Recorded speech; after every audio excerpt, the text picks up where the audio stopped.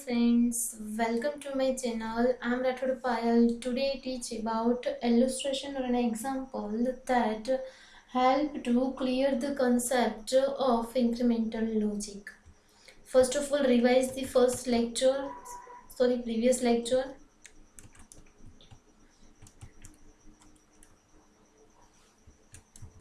અહીંયા golden machinery છે એનો ઓર્ડર છે એના વિશે કીધેલું છે કે 40,000 ઇન્કમ આપે તેવું ઓર્ડર છે, પરંતુ એના એક્સપેન્સીસ કેટલા થઈ જાય છે તો કે 48,000 થઈ જાય છે. તો કે 48,000 એક્સપેન્સીસ થઈ જાય છે જ્યારે એની ઇન્કમ 40,000 છે. તો કે એમાં લેબર કોસ્ટ 12,000 છે, રો મટીરિયલ કોસ્ટ 16,000 છે, કોન્સ્ટન્ટ કોસ્ટ એટલે કે 120% of labour cost 14,400. Then administrative and sales cost 20% of labor and raw material, that means 20% of labor cost plus 20% of raw material cost, then total, that means administrative and sales cost 5,600. Then fifth that means આ બધાનું total કરશે એટલે total additional cost કેટલી થશે 48,000. આપણી income 40,000 થાય છે. હવે 40,000 માંથી 48,000 વધી જશે એટલે એને નેગેટિવ, દેટ મીન્સ લોસ થશે. At the first glands first ટાઈમે જોઈએ તો આપણને કેવું લાગશે કે પ્રોફિટ આપતો આવો ઓર્ડર નથી, એટલે કે આ ઓર્ડર છે પ્રોફિટેબલ નથી. સપોઝ અહીંયા એમ કહેવામાં આવેલું છે કે જો સ્પેર કેપેસિટી છે ફેક્ટરીમાં અવેલેબલ છે, એટલે કે સ્પેર કેપેસિટી એટલે કે જેનો યુઝ નથી થયો તેવી વપરાયેલી ઉત્પાદન શક્તિ. એન્ડ ધ ઓર્ડર છે જે આવેલો છે એના થ્રુ આપણે મેન્યુફેક્ચર કરી શકીશું કે ખાલી છે કોન્સ્ટન્ટ કોસ્ટ છે 4,000 છે એ ઇન્ક્રીઝ થાય છે અને એડમિનિસ્ટ્રેટિવ અને સેલ્સ કોસ્ટ છે એટલા બધા થતા જ નથી. જ્યારે સેમ ટાઈમ લેબર કોસ્ટ છે ઇન્ક્રીઝ થાય છે પણ થોડા પ્રમાણમાં, એટલે કે સમ એક્સટેન્ટ, એટલે કે થોડા પ્રમાણમાં, કે છે બીકોઝ એનું કારણ શું છે કે સ્પેર કેપેસિટી છે આપણા પ્લાન્ટમાં અવેલેબલ છે, કે વિધાઉટ ઇન્કરિંગ એક્સ્ટ્રા લેબર કોસ્ટ, એટલે લેબર કોસ્ટ છે એક્સ્ટ્રા ના કરીએ બીકોઝ એમ્પ્લોય છે જે કંઈ પણ એમ્પ્લોયની બિઝનેસ પ્લાન્ટમાં છે તો જે અત્યારે વર્ક નથી જેના લીધે બેઠા જ છે તો એને છે વર્કઆઉટ કરવા માટે, એટલે કે લેબર કોસ્ટ એટલી બધી થશે નહીં. એટલે કે સો ઇટ્સ પોસિબલ જ્યારે કોઈ પણ મેન્યુફેક્ચરિંગ કરતા હશે આ ઓર્ડર ગ્રુપનું ત્યારે એડિશનલ કોસ્ટ એટલી જ થાય છે, એટલે કે labour cost only 8,000 when raw material cost છે as it is because raw material તેટલું જ જોશે. કોન્સ્ટન્ટ કોસ્ટ છે ઓનલી 4,000 જ થશે, એટલે એમાં કીધેલું છે ટોટલ કેટલા થશે 28,000, એટલે કે 40,000 લેસ 28,000 ઇઝ ઇક્વલ ટુ 12,000, એટલે કે પ્રોફિટ કેટલો થાય છે 12,000 છે. જ્યારે આપણે આ ઓર્ડર જોતા હતા ફર્સ્ટ ટાઈમ તો કેવું લાગતું હતું ઇનકરિંગ લોસીસ, કે લોસ થતો હોય એવું લાગતું હતું, બટ અત્યારે would now be provided profit 12,000, અત્યારે 12,000 નો પ્રોફિટ પ્રોવાઈડ કરે છે. જ્યારે કોઈ પણ ઓર્ડર છે આપણે એક્સેપ્ટ કરતા હોઈએ, જ્યારે કોઈ પણ ડિસિઝન લેતા હોય ત્યારે કમ્પ્લીટ પિક્ચર હોવું જોઈએ આપણા માઇન્ડમાં કે અહીંયા છે એ કન્સેપ્ટ ઓફ ગ્રોથ છે યુટિલાઇઝ યુઝ થાય છે કે નથી થતો. સો એઝ અ જો કોઈ પણ ડિસિઝન લેશું એક્સેપ્ટિંગ ઓર્ડરમાં એમાં શું કરવું પડશે કે કમ્પેરિઝન ઇઝીલી કરી શકીશું કે એડિશનલ ઇન્કમ અને એડિશનલ કોસ્ટ કેટલી થાય છે. ઓકે, જેના થ્રુ આપણે જાણી શકીએ છીએ કે પ્રોફિટ થશે કે લોસ થશે, એની રિયલ સિચ્યુએશન છે જાણી શકીએ છીએ. અહીંયા છે કોઈ પણ કન્સેપ્ટ ઓફ ગ્રોથ છે એમાં કોમન મિસઅન્ડરસ્ટેન્ડિંગ હોય છે કે જ્યાં અમુક છે જ્યારે આને યુઝ કરે છે જ્યારે અમુક છે આને યુઝ કરતા નથી. એટલે કે બધા, એટલે કે મોસ્ટ ઓફ જે બિઝનેસમેન હોય છે એવું વિચારે છે કે ટોટલ એક્સપેન્સ હતો તો ટોટલ કોસ્ટ કવરઅપ થાય છે કે નથી થતું, બટ ટોટલ કોસ્ટ કરતાં જે એડિશનલ કોસ્ટ હોય છે તે વધારે ઇમ્પોર્ટન્ટ હોય છે. If growth of logic of growth doesn't mean that the cost will cover the expense or those orders should be acceptable can cover the additional cost. એવું નથી કે જે ટોટલ એક્સપેન્સ છે એને જ કવરઅપ થવા જોઈએ, પરંતુ એડિશનલ કોસ્ટ થ્રુ પણ થઈ શકે છે. એના રિયાલિટીમાં કેવું છે કે જે કોઈ પોલિસી ઓફ ચાર્જિંગ જે માર્કેટ છે એને સામનો કરવો પડે છે, એટલે કે કોઈ પણ માર્કેટ છે કોઈ પણ સિચ્યુએશન આવશે તો એને કન્સેપ્ટ ઓફ ગ્રોથ છે એની સાથે કનેક્ટેડ કરવાનું કે જેના થ્રુ ખબર પડી શકે કે પ્રોફિટ થાય છે કે નહીં. ઇફ અબવ 40,000 જો આ 40,000 નો જે ઓર્ડર છે એક્સેપ્ટ ના કર્યો હોત તો તેને પ્રોફિટ પણ ના મળત અને જેની સ્પેર કેપેસિટી છે એ યુઝ એટલે couldn't have been use any utilise એટલે કે યુઝ જ ના થાત કે જેના થ્રુ છે એ પ્રોફિટેબલ જે ઓર્ડર છે એને જવા દેત. That means કે the concept of growth doesn't suggest any comparison in profitable order. એટલે કે concept of growth છે એવું નથી સજેસ્ટ કરતા કે તમે પ્રોફિટેબલ ઓર્ડર છે ને જવા દો, પરંતુ છે લેસ પ્રોફિટેબલ ઓર્ડર છે ને પણ એક્સેપ્ટ કરો, પણ એમાં પણ તમે ઇવેલ્યુએશન કરો કે સ્પેર કેપેસિટી અવેલેબલ છે, કોસ્ટમાં કંઈ મેન્ટેન થાય એમ છે કે જેના થ્રુ કવરઅપ થઈ શકે આપણી ઇન્કમ. જે આ અબો ડિસ્કશન પરથી એક જ છે simple principal, that means incremental principal. એમાં શું હોય છે તો કે મેઇન એ છે કે a decision is sound. Decision ક્યારે પ્રોપર થશે?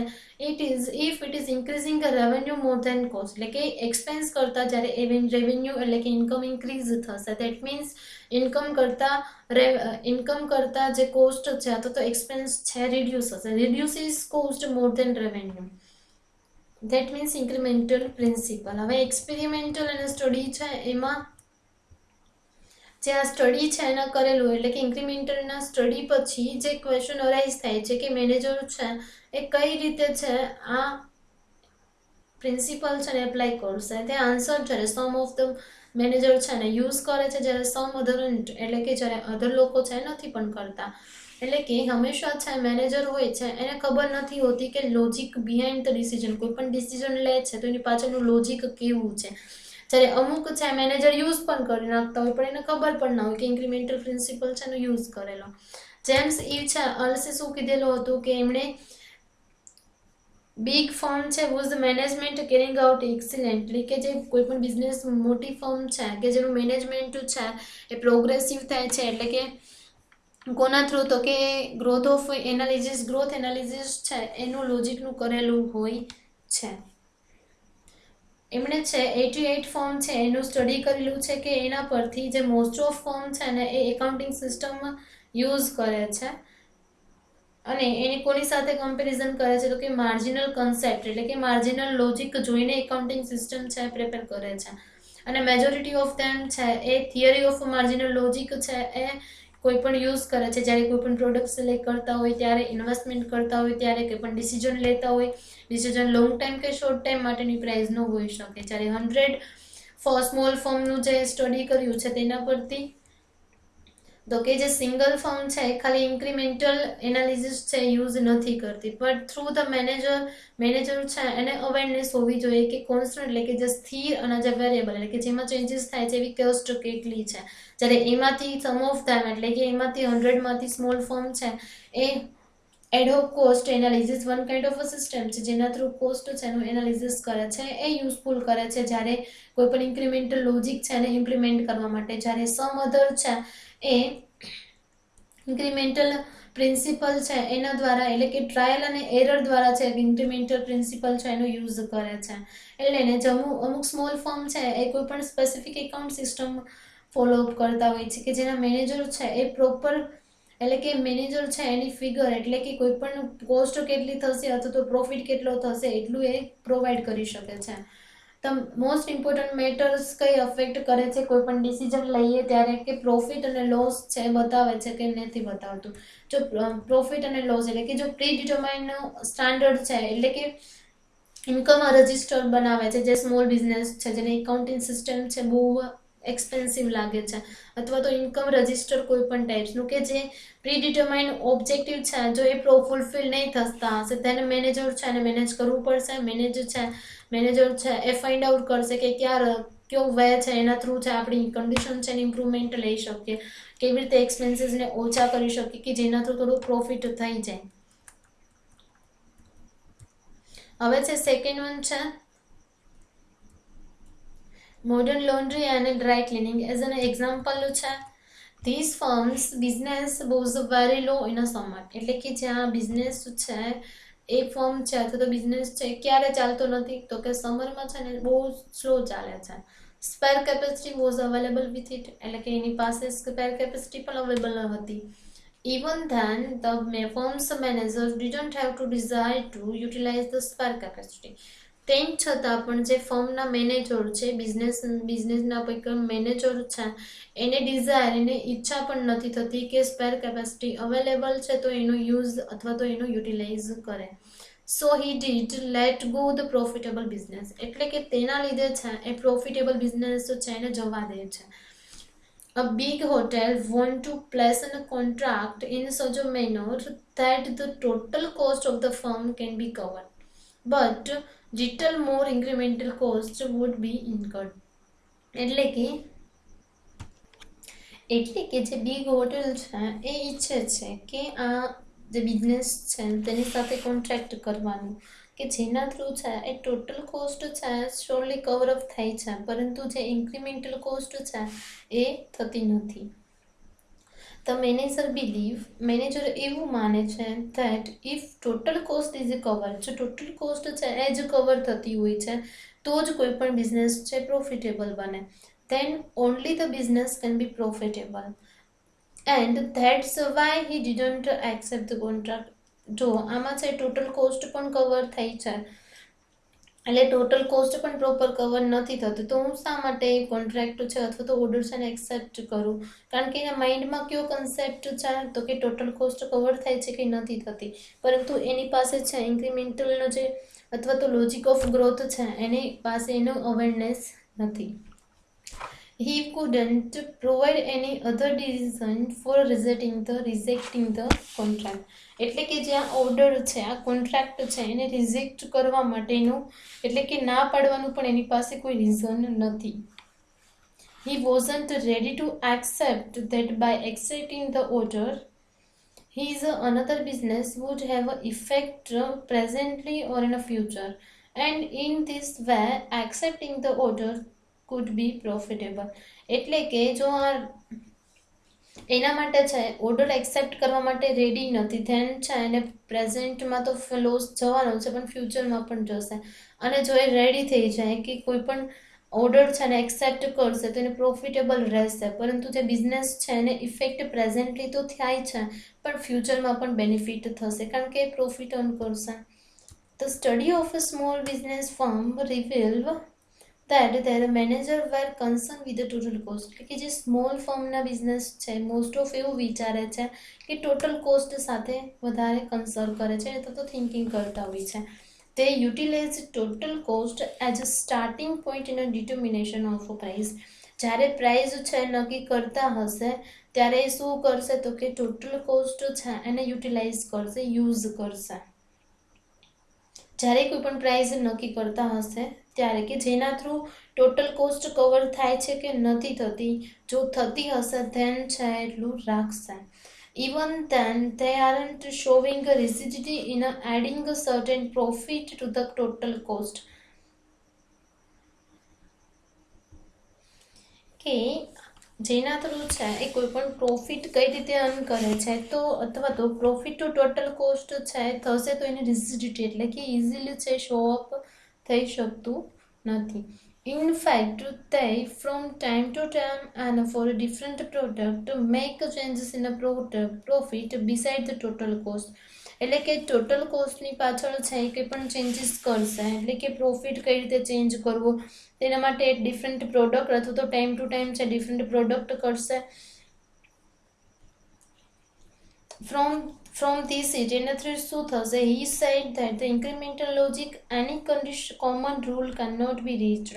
એટલે કે લોજિક છે ઇન્ક્રીમેન્ટલ લોજિક છે એના માટે કંઈ કોમન રૂલ નથી કે જ્યારે કોઈ પણ આવી સિચ્યુએશન થશે then it use it, but because in the real world sometime it use, because આનું રીઝન શું છે કે અમુક ટાઈમે જે યુઝ થતો હોય છે કારણ કે ડિપેન્ડ્સ ઓન અ સિચ્યુએશન, એ જેવી પરિસ્થિતિ હશે સિચ્યુએશન હશે તેના પર બેઝ હોય છે, કારણ કે સમ ટાઈમે યુઝ થતો હશે અને સમ ટાઈમ નોટ એટલે કે અમુક ટાઈમે નહીં થતો હશે.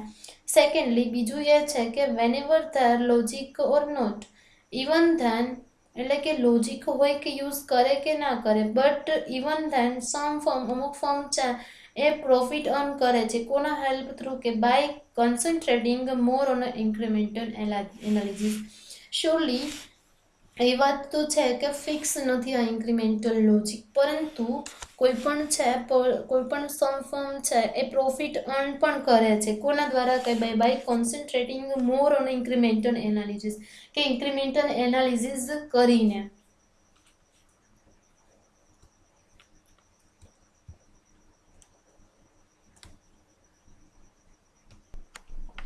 Now we revise the first incremental principle. Incremental principle is known as the theory of a maximum also. કે થિયરી છે ઇન્ક્રીમેન્ટલ પ્રિન્સિપલ છે અને મેક્સિમમ ઓલ્સો કહેવાય છે. એમાં બે કન્સેપ્ટ હોય છે મેઇન, કે જેના થ્રુ એને ડિસિઝન લેવાના હોય છે કે એક્સપેન્સ અને income due to the changes, કોઈ પણ પ્રાઇસમાં ચેન્જીસ થશે, પ્રોડક્શનમાં ચેન્જીસ થશે, ઇન્વેસ્ટમેન્ટ અને પ્રોડક્શનની મેથડ છે એમાં ચેન્જીસ થશે, તો ટોટલ એક્સપેન્સ અને ટોટલ ઇન્કમ છે એમાં પણ ચેન્જીસ થાય છે. દેટ મીન્સ આમાં ટુ કન્સેપ્ટ ક્યાં છે? એનાલિસિસ ગ્રોથ ઓફ ઇન્કમ અને ગ્રોથ ઓફ એક્સપેન્સ. જ્યારે કંઈ પણ ટોટલ એક્સપેન્સમાં જે કંઈ પણ ડિસિઝન લઈએ છીએ કે જેના થ્રુ ચેન્જીસ થાય છે એને શું કહેવાય છે? Expense growth. વાઇલ કોઈ પણ ટોટલ ઇન્કમ છે એમાં કંઈ પણ ચેન્જીસ કરીએ છીએ એટલે કે કોઈ પણ ડિસિઝન લઈએ છીએ કે જેના થ્રુ ટોટલ ઇન્કમમાં ચેન્જીસ થાય છે એને શું કહેવાય છે? ઇન્કમ ગ્રોથ કહેવાશે. હવે એના છે પ્રોફિટેબલના સિચ્યુએશન્સ આપેલી છે કે ફર્સ્ટ વન છે ઇફ ધેર ઇઝ અ, અહીંયા શું છે કે if there is a more additional rise in income then the expenses due to the decision then the decision is a profitable. કે ડિસિઝન કોઈ પણ લે છે તો 40,000 એક્સપેન્સ છે ઇન્ક્રીઝ થાય છે, જ્યારે 50,000 છે ઇન્કમ પણ સામે ઇન્ક્રીઝ થાય છે, એટલે કે 50,000 ઇન્કમ ઇન્ક્રીઝ થઈ છે એમાંથી 40,000 લેસ એટલે કે 10,000 છે પ્રોફિટ બનશે. સેકન્ડ વન છે કે if there is a more reduction in cost in comparison to cost due to the કોસ્ટને અહીંયા ઇન્કમ આવશે ડ્યુ ટુ ધ ડિસિઝન. કોઈ પણ ડિસિઝન લે છે તો ઇન્કમ તો લેસ થાય છે પરંતુ એની કરતાં કોસ્ટ છે વધારે લેસ થાય છે. For example, if there is a reduction of 10,000 in income, એટલે કે 10,000 છે ઇન્કમમાં શું થાય છે તો કે રિડક્શન થાય છે. Vice versa if there is a reduction in cost also amounting of 12,000, કે 10,000 છે એ એક્સપેન્સ છે અથવા સોરી ઇન્કમ છે એમાં ઘટાડો થાય છે તો રિડક્શન થાય છે, ડિક્રીઝ થાય છે, જ્યારે 12,000 છે કોસ્ટમાં, એટલે કે 12,000 છે કોસ્ટમાં વધારે ઘટાડો થયો છે જ્યારે ઇન્કમમાં ઓછો ઘટાડો થયો છે. એટલે કે જે 12,000 કોસ્ટ થતા હતા તો હવે થશે ને, એટલે કે 12,000માંથી 10,000 પે કરશો એટલે કેટલા થશે કે 2,000 છે આપણને પ્રોફિટ મળશે. થર્ડ વન છે ડ્યુ ટુ ધ ડિસિઝન, કંઈ પણ ડિસિઝન લે છે તો એના through there is a rise in a extent of cost but there is a more additional reduction in another type of cost. એક કોસ્ટ છે એમાં વધારો થાય છે, ફોર એક્ઝામ્પલ ડેપ્રેશિએશન છે એમાં 8,000નો વધારો થાય છે, જ્યારે મોર એડિશનલ એટલે કે એડિશનલ કોઈ પણ કોસ્ટ છે અધર ટાઈપની કોસ્ટ છે તો એમાં તો કે વધારે છે એ વધારો થાય છે.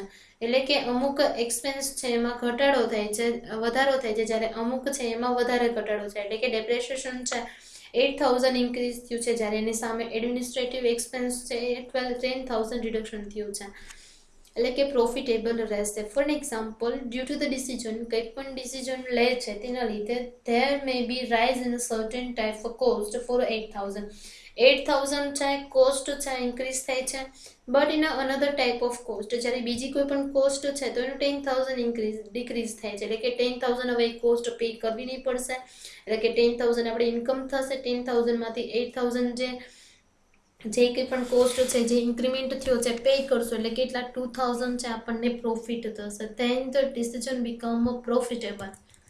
In short, the extent of rise in the cost of a certain type in its comparison, the reduction in cost of another type of cost is more. કે જો કોઈ પણ એક કોસ્ટ છે તો એમાં વધારો થાય છે તો એના કમ્પેરમાં છે અનધર ટાઈપની જે કોસ્ટ છે એમાં વધારે ઘટાડો થાય છે. ફોર્થ વન છે કોઈ પણ ડિસિઝન લે છે due to the decision the extent there is a reduction in a certain income, અમુક ઇન્કમ છે એમાં ઘટાડો થાય છે, there may be more rise in another type of income, પરંતુ એની કરતાં છે વધારો થાય છે કે એમાં તો કે ઇન્કમ છે બીજી ટાઈપની છે તેમાં.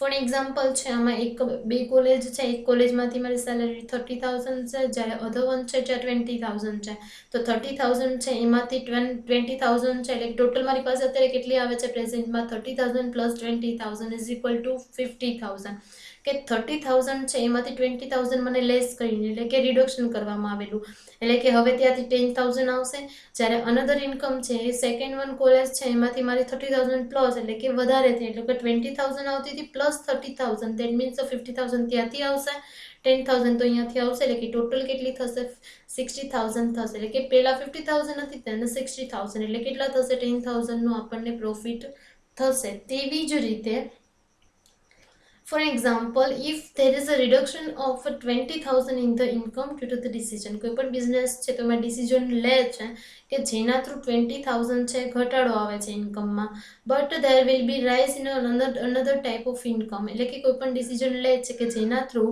અનધર ટાઈપ ઓફ કોઈ પણ બીજી ઇન્કમ છે તો એમાં 30,000 ઇન્ક્રીમેન્ટ આવે છે, તો છે આ ડિસિઝન છે કેવું રહેશે, પ્રોફિટ રહેશે. આ એનાલિસિસ પરથી આપણે એવું કહી શકીએ કે જ્યારે સમ ટ્રેડર છે એવું બિલીવ કરે છે કે જ્યારે ઓર્ડર હોય છે તો કે બધા જ ડીલ છે એ પ્રોફિટેબલ હોવી જોઈએ, પરંતુ એના લીધે છે અમુક ઓર્ડર છે એક્સેપ્ટ નથી કરતા, કારણ કે cost of labour, raw material છે એને કવરઅપ નથી કરતા, એટલે કે એના લીધે છે એ એવું કરે છે કે અમુક ઓર્ડર છે એની અંદર પ્રોફિટ પણ ઇન્ક્લુડ હોય છે તેને પણ જતો કરતા હોય છે.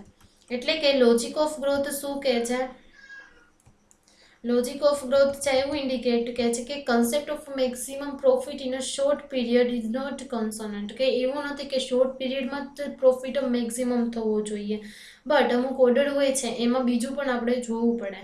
રિજેક્ટિંગ કોઈ પણ ઓર્ડર કરશે તો જેના લીધે પ્રોફિટ તો કવરઅપ થવાનો જ નથી, કારણ કે ઓર્ડર જ રિજેક્ટ થઈ ગયો છે. અને જો રિજેક્ટિંગ ઓર્ડર છે ને એ પણ શું કરે છે તો કે જે કંઈ પણ ઇન્કમમાં પોસિબિલિટી છે કે શક્યતાઓ છે એમાં વધારો કરે છે કે શક્યતાઓ ઘટે છે ને.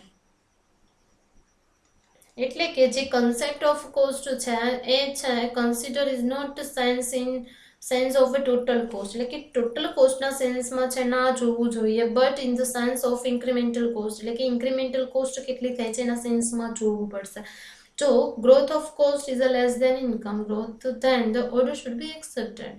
જો ગ્રોથ ઓફ એટલે કે જે કોસ્ટ ગ્રોથ છે અને ઇન્કમ ગ્રોથ છે તો ઇન્કમ ગ્રોથ કરતા છે કોસ્ટ ગ્રોથ છે લેસ છે, then order should be accepted.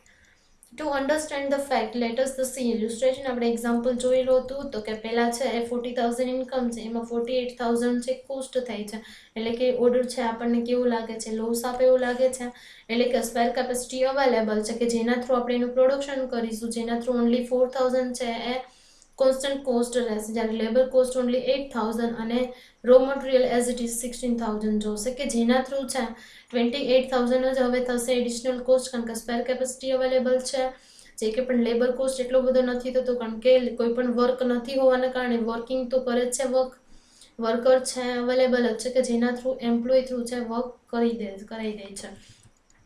First time જોયું ત્યારે આપણને કેવું લાગતું હતું કે આ ઓર્ડર છે લોસ આપે છે, પરંતુ અત્યારે છે 12,000 નો પ્રોફિટ આપે છે. એટલે કે જ્યારે કંઈ પણ ડિસિઝન લેતા હોય ત્યારે કમ્પ્લીટ પિક્ચર હોવું જોઈએ કે અહીંયા growth concept of growth use થાય છે કે નથી થતું, એટલે કે જેના થ્રુ આપણે ઇઝીલી કમ્પેરિઝન કરી શકીએ એડિશનલ ઇન્કમ અને એડિશનલ કોસ્ટ છે બંને વચ્ચેનું કમ્પેરિઝન, કે જેના થ્રુ ડિસિઝન લઈ શકે કે ઓર્ડર એક્સેપ્ટ કરવો કે ના કરવો. આ કમ્પેરિઝન થ્રુ છે આપણે પ્રોફિટ અને લોસની જે રિયલ સિચ્યુએશન છે એને જાણી શકીએ છીએ. અહીંયા શું મિસઅન્ડરસ્ટેન્ડિંગ હોય છે કે લોજિક ઓફ ગ્રોથ છે ને એની ખબર નથી હોતી, કારણ કે એ લોજિક ઓફ ગ્રોથ જ છે કે જે ટોટલ એક્સપેન્સ છે એને ટોટલ કોસ્ટને કવરઅપ કરે છે, જ્યારે એડિશનલ કોસ્ટને કરતા નથી. જો આ ઓર્ડર છે એક્સેપ્ટ ના કર્યો હોત અથવા તો યુટિલાઇઝ ના કર્યો હોય જેના થ્રુ છે એને પ્રોફિટ ના થાય, સ્પેર કેપેસિટી છે વધારે અવેલેબલ રહેશે, એટલે કે સ્પેર કેપેસિટી એમને પડી રહે અને વધારે છે જો હવે આ ઓર્ડર છે ને એક્સેપ્ટ કરે તો ધેન એને છે પ્રોફિટ થશે. આ ડિસિઝન એટલે કે આ ઇન્ક્રીમેન્ટલ પ્રિન્સિપલ કેવા શું માંગે છે, decision is sound that means proper, અથવા તો ડિસિઝન છે ક્યારે સારું રહેશે તો જ્યારે ઇન્ક્રીઝ રેવન્યુ મોર દેન કોસ્ટ કરતા છે રેવન્યુ વધવી જોઈએ, એટલે કે ઇન્કમ છે વધુ હોવી જોઈએ, અને રિડ્યુસ કોસ્ટ મોર દેન રેવન્યુ. ઇન્કમ પણ ડિક્રીઝ થાય છે નો ડાઉટ, એની સાથે છે કોસ્ટ પણ વધારે ડિક્રીઝ થાય છે અથવા તો રિડ્યુસ થાય છે.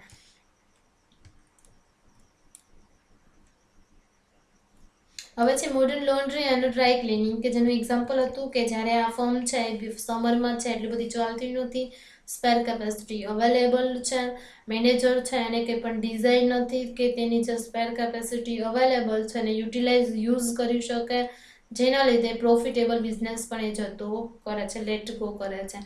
અને બિગ હોટેલ છે એ ઈચ્છે છે કે કોન્ટ્રાક્ટ કરે કોની સાથે, આ બિઝનેસ સાથે, કે જેના થ્રુ ટોટલ કોસ્ટ તો કવરઅપ થઈ જાય છે, પરંતુ મોર એડિશનલ કોસ્ટ છે એ થાય છે કે એ કવરઅપ થતી નથી.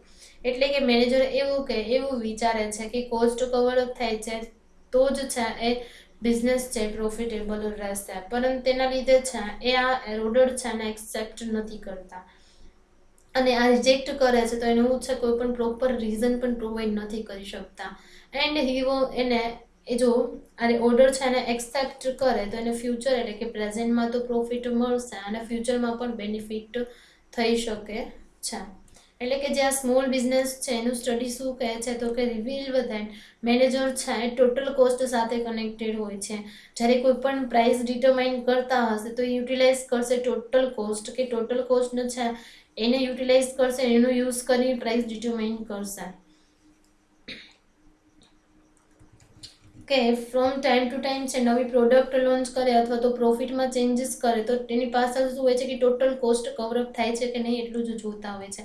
એટલે કે આ જે ઇન્ક્રીમેન્ટલ કોસ્ટ છે એનો કંઈ કોમન રૂલ નથી, એટલે કે કોમન રૂલ નથી કે જેના થ્રુ ઇન્ક્રીમેન્ટલ લોજિક છે સમજાઈ શકે.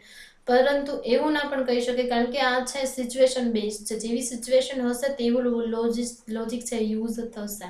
એટલે કે આ લોજિક છે ભલે કોઈ પણ કોમન એટલે કે કોમન રૂલ્સ ના હોય કે પરફેક્ટ ના હોય, પરંતુ ઘણી ફર્મ છે એટલે કે some firm can earn more profit, એટલે કે ઘણા ફર્મ છે, ઘણા બિઝનેસ છે, કંપનીઝ છે એને પ્રોફિટ અર્ન પણ કરેલો છે.